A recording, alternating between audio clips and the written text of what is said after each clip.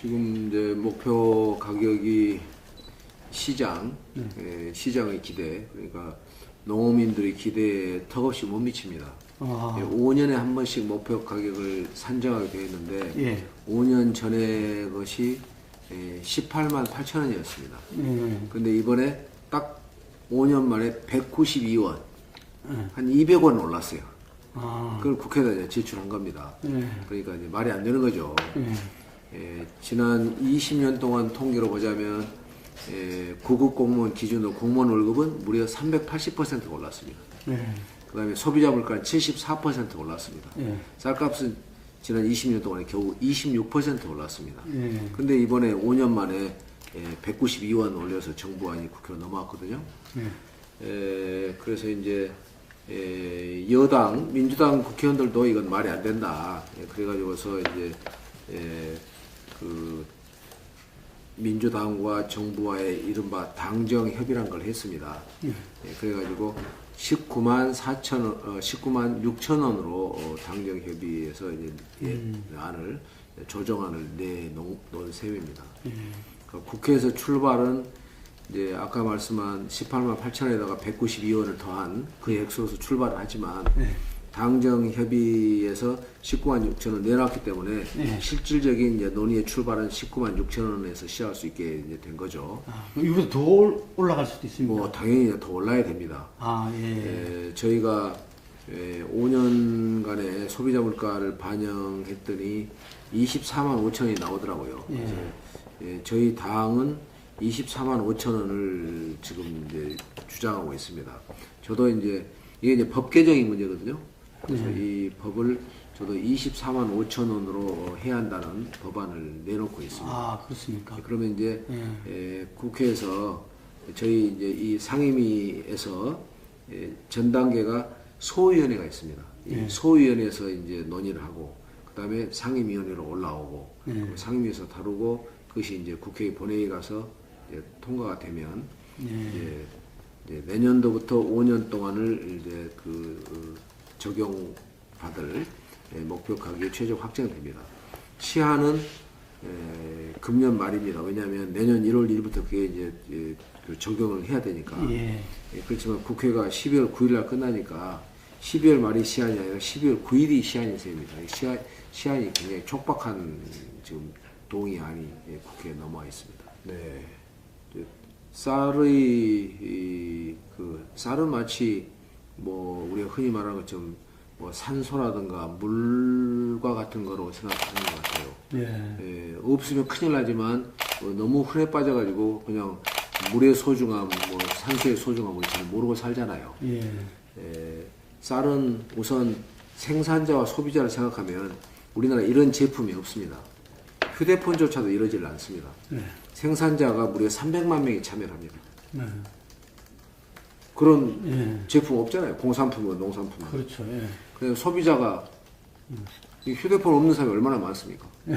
쌀 안 먹고 쌀 없는 사람 없지 않습니까? 맞습니다. 300만 명이 생산에 참여를 하고 5천만 명이 소비를 하는 거기 때문에 이 쌀은 뭐 식량 안보니 뭐 식량 주권을 떠나서 우리의 삶의 한 부분으로 이제 본질적 한 부분으로 이제 자리하고 있기 때문에 쌀 문제는 어떤 단순히 어떤 농업 농촌의 문제라든가 쌀 생산 농가의 문제가 아니라 대한민국 전체의 문제와 연결되어 있는 그런 중요한 정치 경제학적 의의가 있다. 저는 그렇게 생각합니다.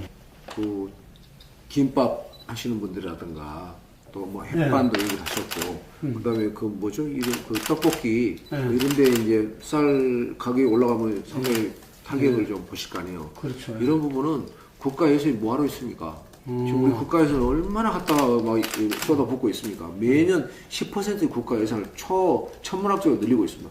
여기다 바로 해야죠. 투입을. 그러니까 쌀 예산 범위 내에서 이걸 뭘 하고 하지 말고 쌀 밖의 예산을 확보해서 거기다가 아까 말씀한 그런 그 도시의 소상공인, 소자영업자들의 지원을 확대해야 됩니다. 그러니까 쌀 문제는 별개로 볼 필요가 있습니다. 그럼 그 가격은 일정 정도 이렇게 연동해서 하고 이제 피해가 가는 지역은 굉장히 일부거든요. 가는 영역은 그런 데 대해서는 보전을 소득 보전이라든가 이런 생산할 때 보전을 해줘야 된다. 또 이게 21만 원이요. 김 대표님, 문재인 대통령의 대선 공약이었습니다. 예. 21만 원이. 아. 심지어 뭐라고 그랬냐면은 박근혜하고 나하고 이제 문재인 후보 시절에 박근혜 후보가 저하고 싸울 때 그때 제가 졌습니다. 박근혜 후보가 당선되었습니다. 근데 박근혜 후보는 그 약속을 안 지켰습니다. 제가 되었다면 그 약속을 지킬 것이었습니다. 그 여러분의 비참함, 뭐 여러분의 이것은 참담한 박근혜 당선에서 된 겁니다. 여러분 저를 밀어주시면 제가 해결하겠습니다. 그랬던 거예요. 농민들은 선명하게 기억하겠네요. 네, 그렇죠. 그러면서 뭐라고 하냐면 쌀은 단순히 어떤 이 소비자 가격이 이렇게 볼 문제가 아니다.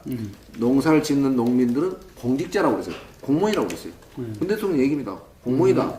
공익적 가치의 봉사니까 여러분은 공무원이고, 그리고 쌀값은 바로 여러분의 공무원 월급이다. 이렇게 얘기를 하셨던 분이. 말은 멋지게 하셨네요. 좋았잖아요.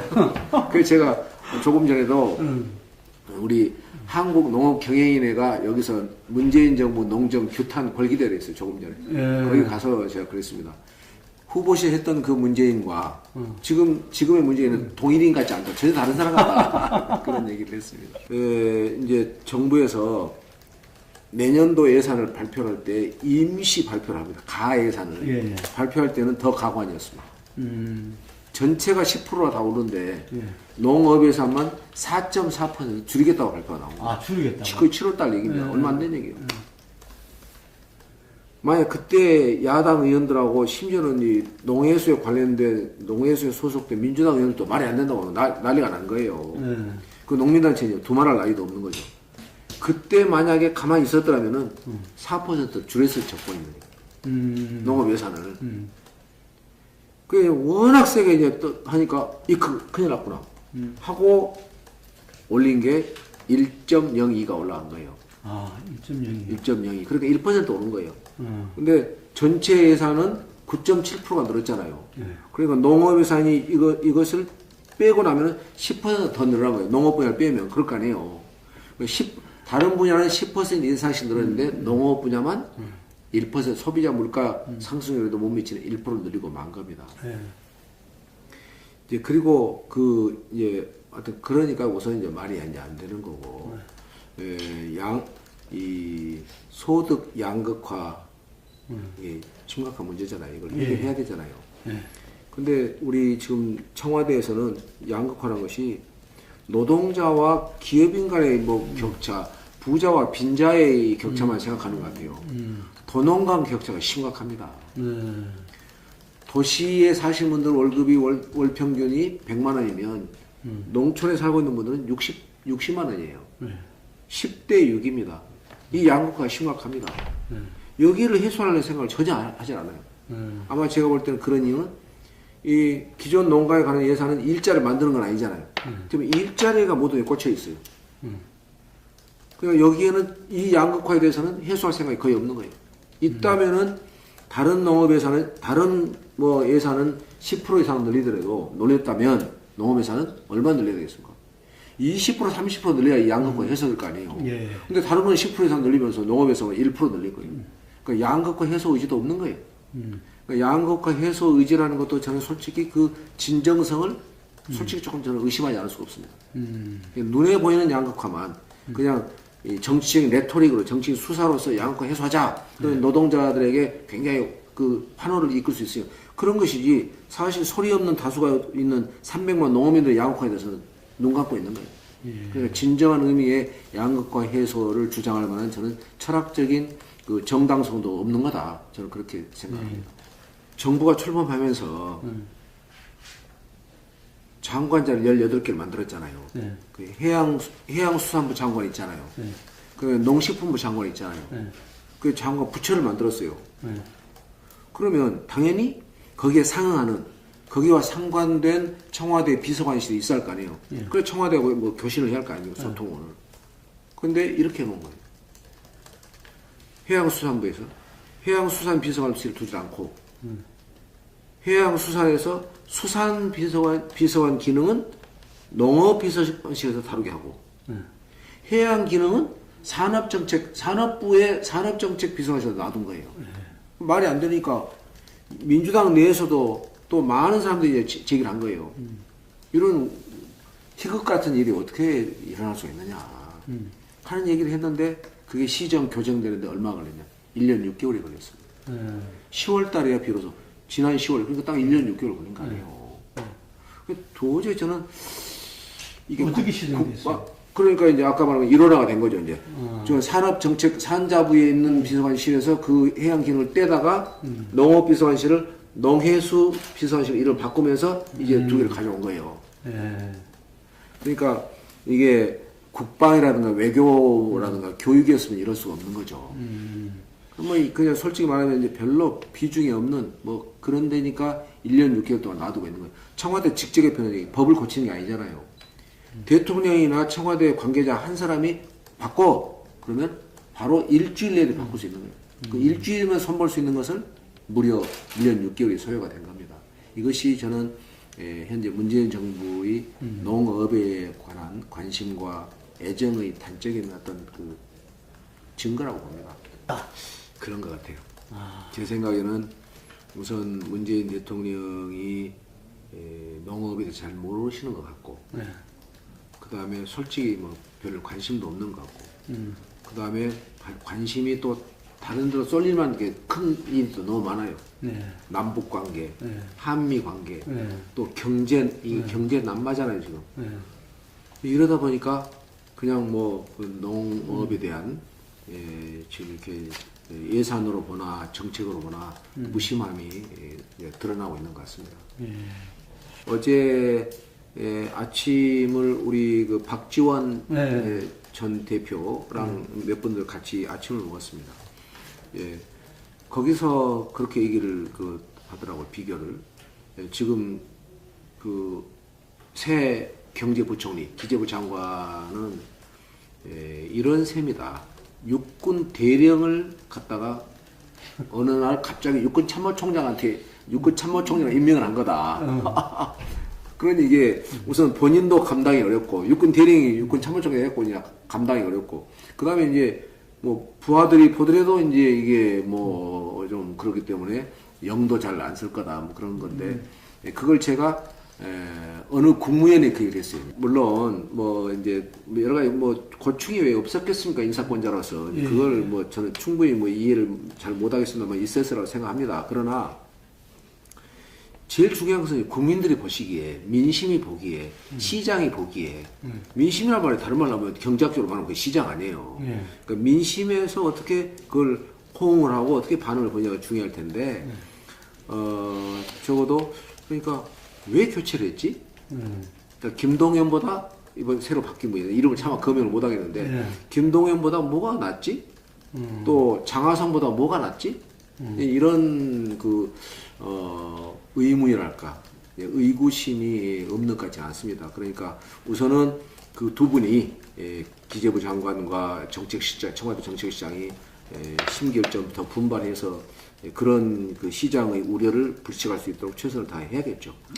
그리고 모르긴 하지만 향후의 인사에 있어서는 좀 더 시장에 대해서 귀를 기울이고 시장의 여론에 대해서 경청하려는 그런 좀 겸허한 인사의 그 태도랄까 그런 게 좀 필요할 것 같습니다. 우선 이제 민주평화당이 석권한 게 아니었고 국민의당이 석권을 했지 않습니까? 그렇죠. 그 말인데 이제 국민의당에서 저희가 분열한 거 바른미래당으로 가고 민주평화당으로 오고 그걸 정말 저는 가슴 아프게 생각합니다. 국민의당 시절에도 저는 이른바 중재파로 남아서 끝까지 그렇죠. 깨지지 말자. 정말 깨지는 건 정말 이건 아니다. 그런 얘기를 했습니다. 그리고 이제 정말 다시 제 입으로 거론하고 싶지 않은데 이제 안암흑의 우리 그 당시에 지도자 정말 이제 분열의 그 씨앗을 우리가 이제 불씨를 던졌잖아요. 그게 너무나 가슴이 아픕니다. 그래서 우선 이제 저희의 그 정치적인 전도가 매우 불투명하고 박지를 못합니다. 무언가 새로운 모색이 필요할 것 같습니다. 민주당과도 지금 이제 상당히 좋은 관계를 가지고 있거든요. 또 문재인 대통령이 농정에 대해서는 실망이지만 또 다른 분야에 대해서는 상당히 국민의 기대를 충족시키면서 잘하고 있습니다. 그래서 문재인 정부를 또 도와야 할 면도 저희가 있습니다. 그래서 그래서 민주당과의 관계 설정도 좀 잘해야 할 것 같고 또 바른미래당 내에 있는 과거의 국민의당 우리 옛 친구들 뭐 이분들과 또 다시 좋은 관계를 재설정해야 하지 않겠나 그런 생각도. 뭐 정동영 대표가 이제 그런 그 개인적인 지향성을 갖고 있는 것 같습니다. 뭐 그 부분 또 존중돼야 할 겁니다.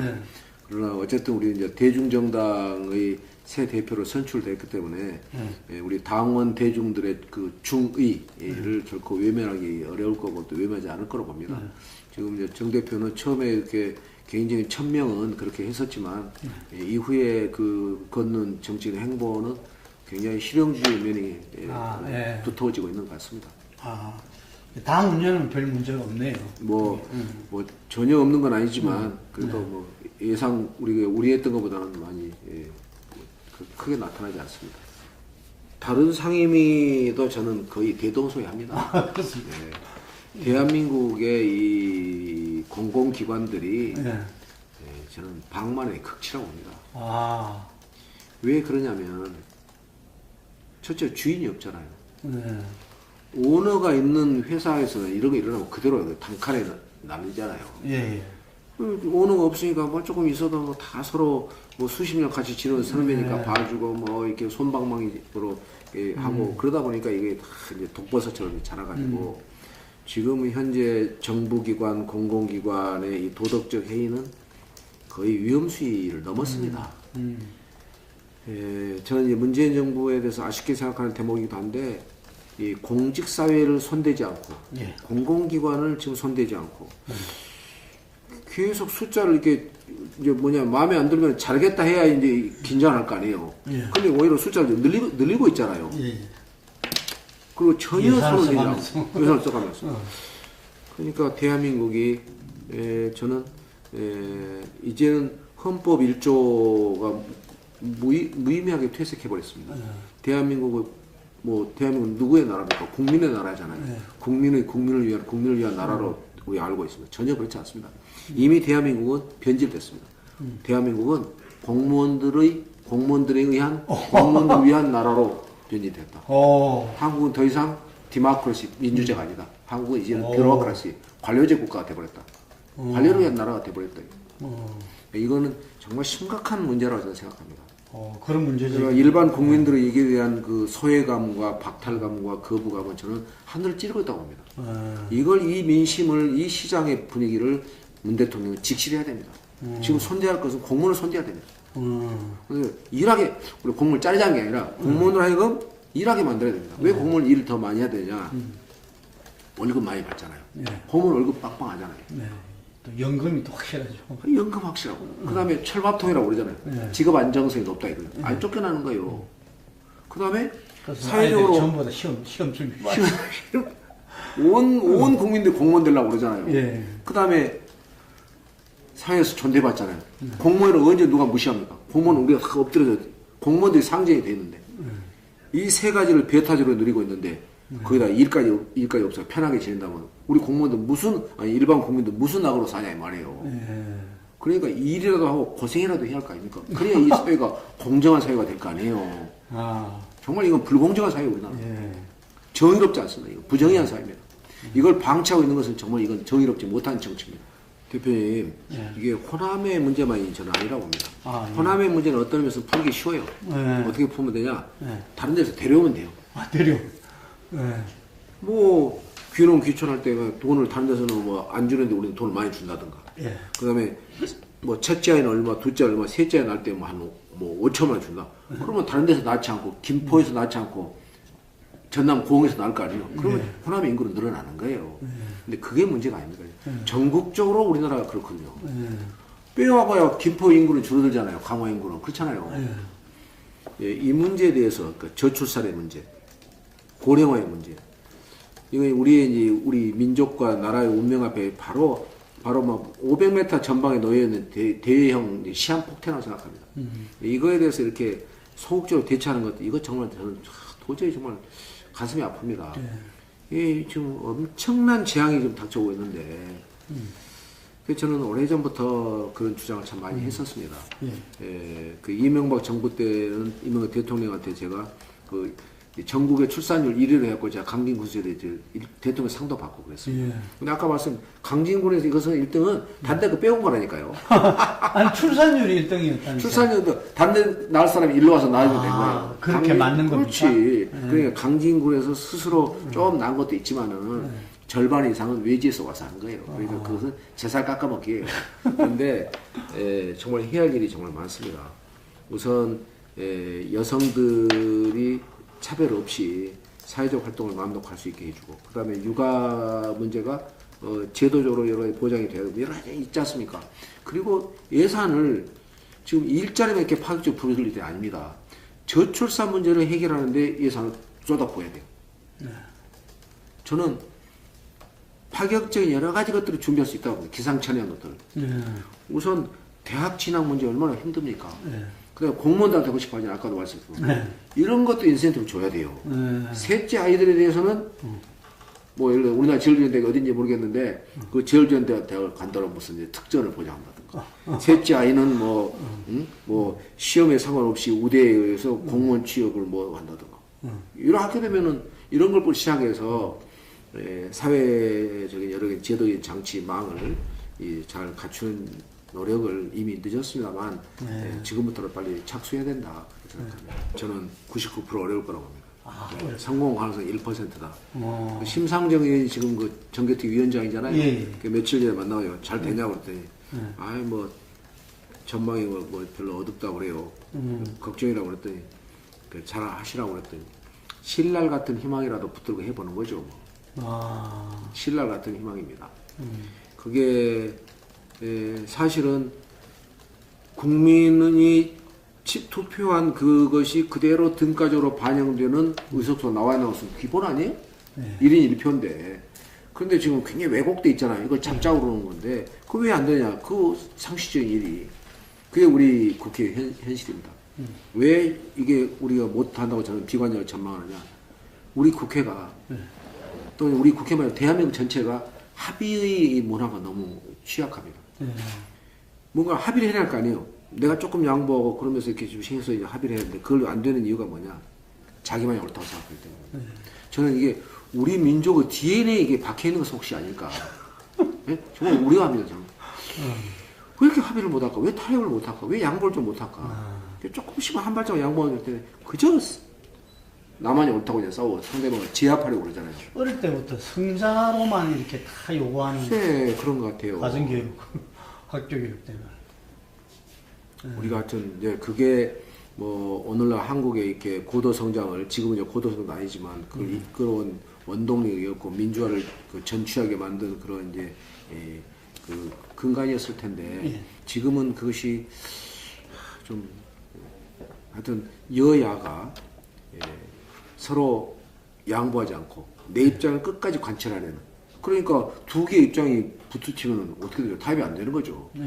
어떻게 보면 상대를 무시하는 거죠. 내가 상대 생각보다 우월하다는 생각을 갖고 있는 거고 상대를 내가 제압할 수 있다고 생각하는 거고 상대를 우습게 생각해요. 꼬마 그런 하는 민주주의는 작동할 수 없는 거죠. 그런 점에서 우리 국회가 불임의 정치 공간이 되어버렸습니다. 저는 우리 그 국회만 그러냐? 저는 대한민국 전체가 그렇다고 생각합니다. 대한민국 전체가 불임 생산을 못하고 있는 거예요. 앞으로 나가지 못하고 있는 거예요. 그러니까 우리가 3만 달러 문턱에서 계속 12년째 미끄러져요. 전 세계 유일한 나라입니다. 전 세계에서 2만 달러 도달해갖고 10년이 넘도록 계속 미끄러지고 있는 나라가 남한, 대한민국이 유일합니다. 이거는 뭐냐? 전적으로 우리 이 싸움을 좋아하는 기질, 상대방을 섬멸하고 말겠다 이런 그런 비타협적인 어떤 근성이랄까 민족성이랄까 문화 이건 같아요. 이걸 우리가 고치지 못하고 있는 한은 우리는 정말 전도가 어려울 거다. 너무 상하 나가면 이제 나가보면 싸움이 일상화되어 있어요. 뭐 해법이 어디 있겠습니까? 조금씩 한 발짝씩 양보하는 거죠. 이 정치 세계에 이 사회 현상에 저는 솔루션은 없다고 생각합니다. 솔루션은 한 발짝씩 양보하는 거예요. 이런 거 있잖아요. 우리나라 역사상 가장 위대한 지도자가 누구였을까요? 해답이 있을까요? 각각 다르겠죠. 각각 다르죠. 누구는 뭐 세종대왕, 누구는 뭐 이순신이라고, 누구는 뭐 이럴 거 아니에요. 그러니까 이 유일한 정답이 없는 게 사회 현상입니다. 자연 현상에 정답이 있습니다. 우리가 H2O 있잖아요. 물을 만들려면 수소 2개하고 산소 하나가 있어야 돼요. 이거 외에는 절대 물을 못 만들어요. 그렇잖아요. 이건 정답이 있는 거예요. 사회현상에 정답이 없습니다. 정답이 어떤 거 인정한다면 정답을 만들어가는 거예요. 정답을 건설해 가는 겁니다. 자연과학에는 정답을 찾는 거고 사회과학에서는 정답을 건설해 가는 거란 말이에요. 그러려면 조금씩 양보해야죠. 미국 입장도 들어주고 북한의 입장도 들어주고 우리 입장도 갖춰지고 그러면서 외교적인 노력을 기울여야죠. 어떤 확고한 목표와 이념적인 표대를 정해놓고 그 방향으로 가겠다는 것은 정말 이건 나이브하게 짝이 없는 너무 천진난만한 생각인 거죠. 그런데 미국이 너무 강력한 것 같지 않습니까? 그러면, 완전 회피하기 이전에는 그러니까 힘이기 때문에 미국이 이제 너무 강경할 때 미국이 우리가 힘이 있잖아요. 그럴 때는 미국의 힘을 또 인정해야죠. 그러면서 부분적인 저는 굉장히 중요한 게 피스밀 어프로치를 굉장히 저는 좋아합니다. 부분적인 접근해야지. 그러니까 미국을 우리가 무슨 수로 꾹 앉히겠어요. UFC 격투기도 아니고. 그러니까 미국이 그러면 미국 입장을 어느 정도 수용하고 반영하고 그러면서 우리의 이익을 극대화하고 이런 이제 노력과 외교적인 대화와 이런 것들이 있어야 한다고 생각합니다. 그런 관점에서 국가의 중재를